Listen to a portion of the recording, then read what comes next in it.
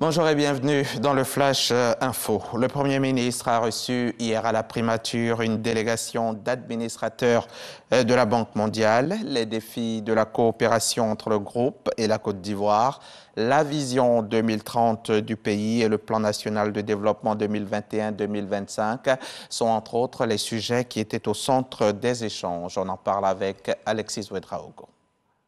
Ce mercredi à la primature, le Premier ministre reçoit une délégation d'administrateurs de la Banque mondiale en visite de travail dans le pays. C'est toujours un plaisir de recevoir, bien sûr, une équipe des administrateurs qui viennent sur le terrain pour s'enquérir, je dirais, pour toucher du doigt certaines réalités pratiques. Ça facilite souvent beaucoup plus les discussions parce que de loin, ce n'est pas toujours évident qu'on arrive à faire communiquer certains messages. La Côte d'Ivoire est dotée de l'un des portefeuilles projets du groupe le plus important et diversifié de la sous-région, dans les domaines clés de l'économie, avec en sus des appuis budgétaires significatifs. C'est nous qui approuvons tous les projets de financement et aussi la stratégie de la banque. Donc on a le pouvoir d'orienter la banque ou le financement de la banque dans les projets stratégiques pour les pays.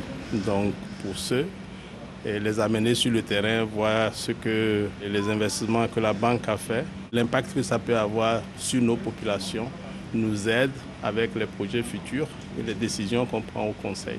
La rencontre est aussi l'opportunité pour Patrick Hachi de présenter à la banque le plan national de développement 2021-2025 qui veut lui accélérer l'accès des populations aux besoins sociaux de base et performer le secteur privé. Le Premier ministre nous a donné les détails sur ces priorités-là pour qu'on puisse les appuyer davantage.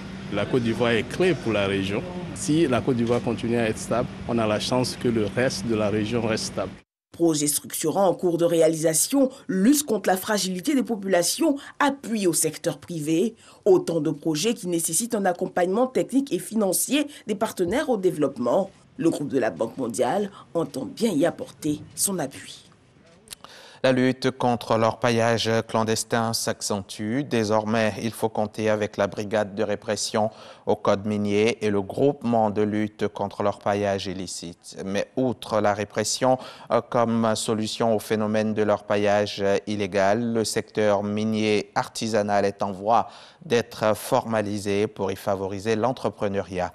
L'idée a émergé cette semaine lors d'une réunion à Yamoussoukro en présence du ministre Thomas Camara. Le reportage de Mahma Traoré à suivre dans le 13h. Venons-en maintenant à cette réforme du COGES, le comité de gestion des établissements scolaires publics.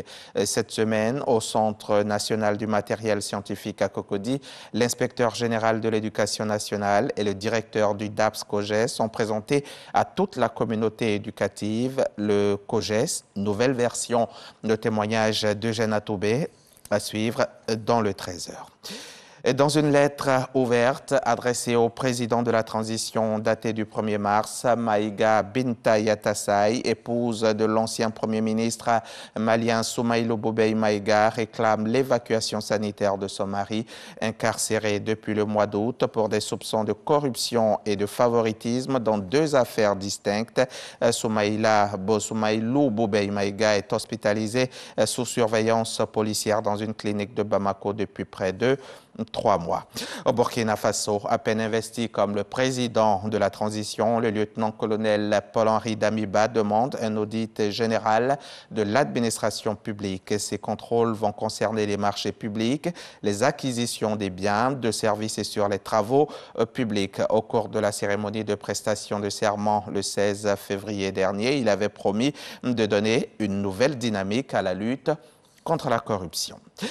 Si certains ministères des Affaires étrangères ont publiquement condamné l'invasion russe en Ukraine, d'autres ont voulu maintenir une certaine distance tout en exhortant les belligérants à la négociation. Les pressions diplomatiques de l'Union européenne comme de la Russie se sont multipliées depuis le premier jour pour ce qu'ils expriment leur point de vue sur la guerre. C'est le Kenya à l'ONU, le premier qui a condamné l'usage de la force par la Russie et le mépris de la diplomatie à sa suite. le Ghana, membre du Conseil, lui aussi a dit son soutien à l'intégrité territoriale de l'Ukraine, comme le Gabon, troisième membre africain qui a lui aussi voté la résolution en condamnant l'agression russe et appelé à un cessez-le-feu immédiat, de même que le Niger, le Maroc, la Côte d'Ivoire et l'Afrique du Sud.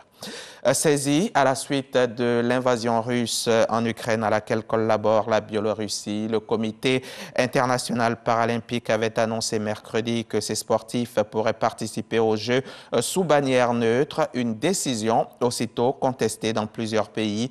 Et ce jeudi, à la veille de l'ouverture de la compétition, le Comité international paralympique annonce que les sportifs russes et biélorusses seront finalement exclus des Jeux paralympiques d'hiver de Pékin.